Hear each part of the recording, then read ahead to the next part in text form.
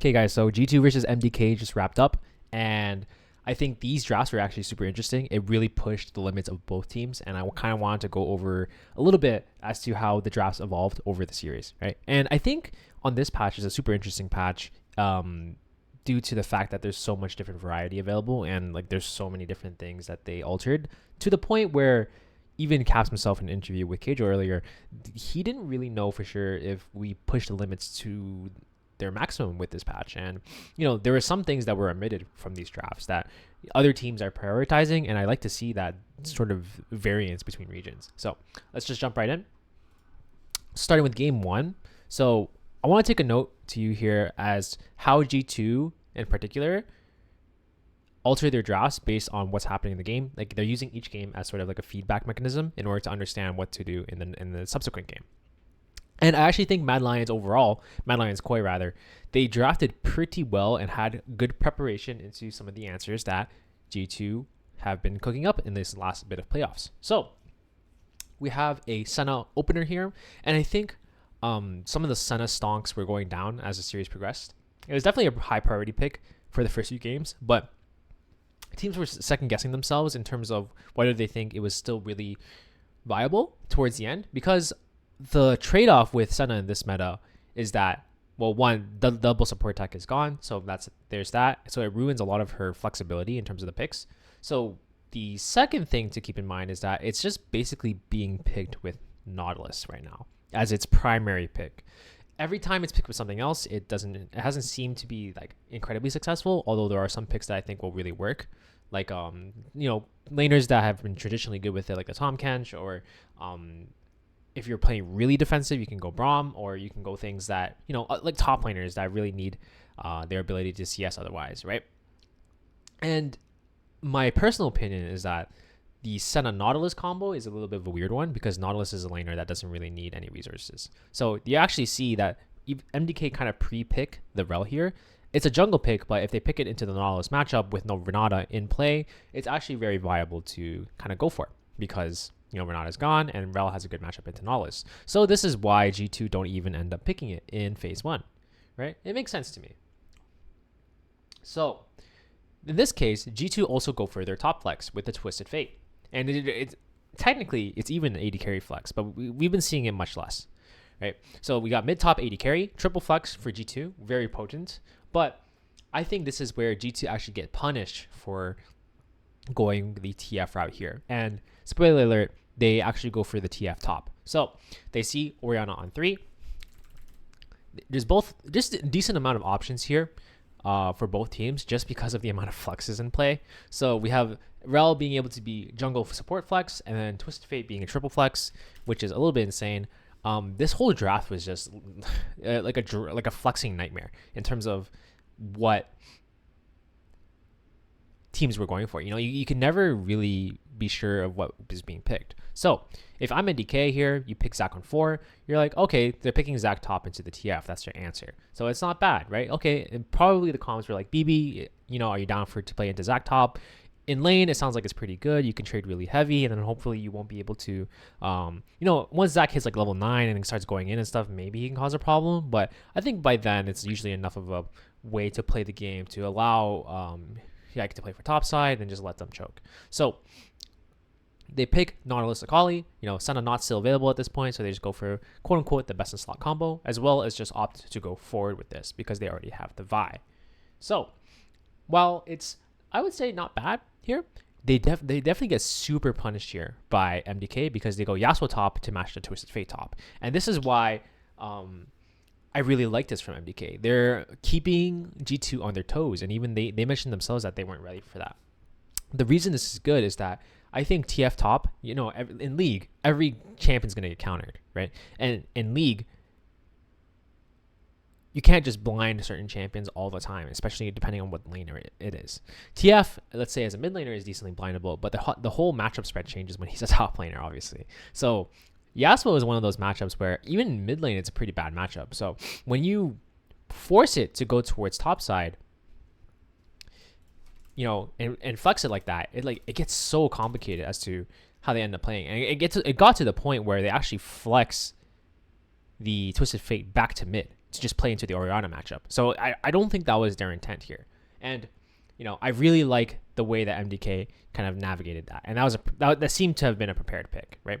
Teams should not be getting away with blind Twisted Fate top, even if it's 4-5, because if your team is good, they're going to save an R5 pick to really answer that.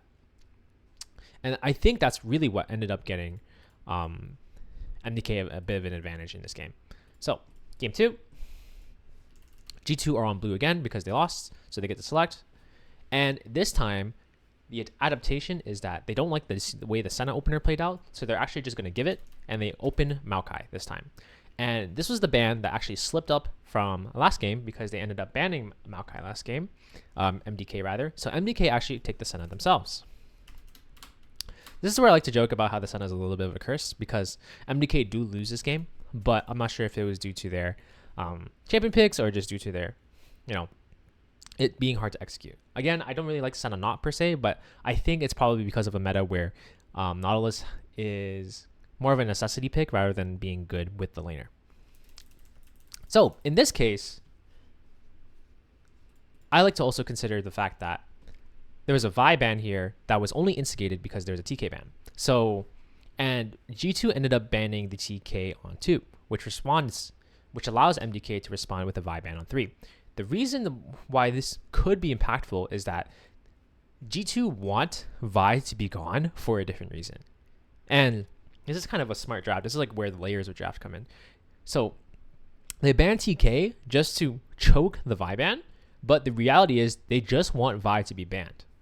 So they get rid of both of these options, choke the ban pool, so that they can pick the comp they want to. The alternative is to just ban Vi, which is a simpler version to this, but you kind of choke the enemy's bans as well by initiating ban trades like this. And I think that was G2's intent. This is also a draft where it's a lot more handshake because I don't think G2 leave any openings in their draft like they did last game. So if you look at it, it's B1 Maokai, so it works in any comp. Varus works in any comp. LeBlanc works in any comp, right? First 3, it's kind of just like, we show no cards and we have a lot of lane pressure, which is a lot of the makings of an excellent professional play comp, right? And whenever they lock in their picks that quote unquote have flaws, they are doing it in slots where they have confirms. So in this case, MDK, they picked the Senna not, so your Renata pick's actually okay here, even though they have Azir. So Renata in lane, you can kind of go for it here with the Varus Renata, and then Cassante blind once more. So I would say it's much more of a handshake comp. This is also a draft where it scales with your level of execution when I'm talking about the G2 draft, right? I would say it's a good draft because it has all the makings of a good draft where you have winning lanes, decent team fighting, a lot of pressure on the map, but this requires you to be the objective better team, right? You need to know how to pilot this advantage that you're given in order to really come out on top and just, secure the game. Otherwise, in most other situations, let's say if this was Clash, I would probably take the MDK team anytime, right? But we are not playing Clash here. This is like eons of levels higher. And, I think contextually, this is better for G2. Game 3, I believe, is the most boring draft where I think, no, it's not boring. It's just rough for MDK. So I'm not going to touch on too much because I think it's pretty normal, except for the fact that, once again, there's a Senna choke. So in this case, MDK like the Senna. They still like it. So they trade Varus still. And then the G2 get Varus Azir, which is basically your front to back, laning dominant, impenetrable fortress comp, right? So MDK, they have their answers into it. And then G2 actually take the Nautilus because now the way this handshake works is that if you're not the Senna lane, right, you know that only you can take Renata, right? So if you take Nautilus, then your options are much more limited. And then they ban out things like the Braum TK, defensive laners that I mentioned.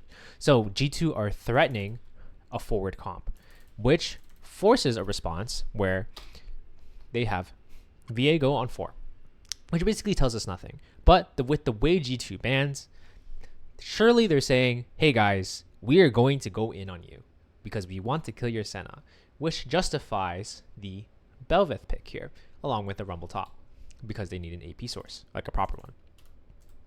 And this is where the Kennen pick actually basically checkmates them, because instead of actually G2 wanted them to think that they were going in, so they banned out these 2 picks. So it's like, hey, don't pick something. They could have picked like, if they really wanted to bait, even things like Poppy would have been okay here for MDK. It arguably would have been better, but I digress. That's the way it played out. And now with the Kennen, basically G2 now just outrange and outdamage, and they're not going in at all. Like now they can just kind of front to back and do their thing, and then they just stat check MDK here, and Belveth is homeless. So that's the game 3 draft pretty much out the window. Game 4, and where they ended all. So MDK take blue again. They swap AD carries once more. So they go Varus, and then G2 end up taking in the Senna, which is basically a handshake at this point. But the edge taker here, the advantage here is from the Azir once again. So it seems that the Corki was dropped for some reason, and Senna Not is taken once again. I believe this is another pretty decent draft for both teams in general. It's a bit of a handshake, but in different ways. So it depends on what people will prioritize on the patch.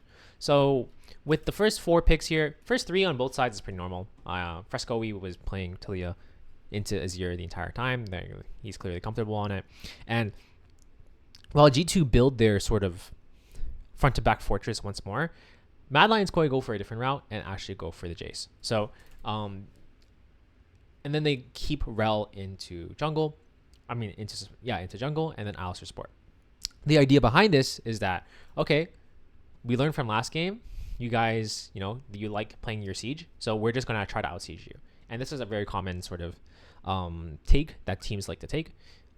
But it is contingent on poke being strong enough, right? Jace is not something that's being played right now very much, because there's probably just a lot of bad matchups, or a lot of champions that it's not like a bad matchup because Jace has a very good matchup spread. It's more so like whether Jace is going to be useful in the patch and whether this poke is enough. And while you could argue that Jace outranges everybody here, it's like, is it enough to kind of stat check G2? Like, can they play really long fights? That's basically what you're kind of playing towards, right? So it's good for both teams in the fact that they are able to handshake this draft and they're able to tap into different solutions. But, it's like manipulating your trades in a sense. It's kind of like that chess mentality where you're like, okay, I'm trading these 2 things, but it's good for me because I want this to be traded, because I'm playing for something else that's like not an external factor, right? So G2 could be like, they could pick Jace here, but we don't care, and we'll probably just win if they do. So that's what happened, and lo and behold, the stat check fortress comes in. They're holding on tight, but eventually with enough items, like just G2 teams just probably going to do a lot more, right? So the scaling is not as like real in that sense, because G2 can just force fights. So, on paper, MDK's comp is like, okay, we outrange and we have decent lanes, but it's on you to be able to execute that once again. So I think really good drafts overall from both teams, to be honest with you. They came up with a lot of interesting solutions, and there are some picks that were just dropped altogether. So like, I don't think Karma was picked or banned at all during the series, because yes, even though the champion is incredibly strong at the moment and it's picked in a lot of different regions, there was no brand this series either, if I recall. It's just like teams didn't opt for certain things, and I guess it just didn't come up. So I'm curious to see if how this plays out, how the meta shapes out for things like MSI, or if teams are keeping in mind about what other teams are prioritizing. And I just wanted to mention that during this. So hopefully this makes sense to you guys. I'll see you in the next one.